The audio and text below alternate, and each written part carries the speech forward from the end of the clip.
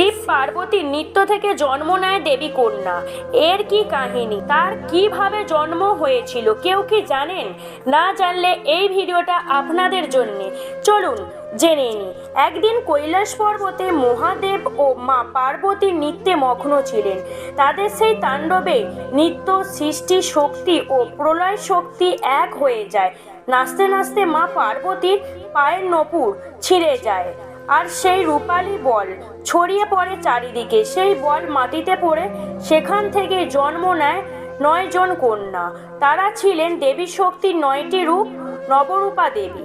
মহাদেবের শরীর থেকে পড়া ঘামের বিন্দুগুলি মিলিত হয়ে সেই বল সূত্রের সঙ্গে তার মধ্যেই সেই কন্যারা জীবন ও শক্তি পায়। এইভাবেই সৃষ্টি হয় নবরূপা শক্তির প্রতীক নবদুর্গা, যারা আজও মা দুর্গার 9 রূপে পূজিত হন।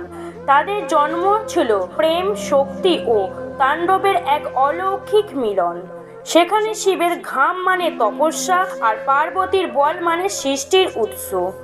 এই রকম ভিডিও পাওয়ার জন্য চ্যানেলটিকে সাবস্ক্রাইব করুন, আমাদের সঙ্গে থাকুন। ভিডিওটি ভালো লেগে থাকলে লাইক, কমেন্ট, শেয়ার করতে ভুলবেন।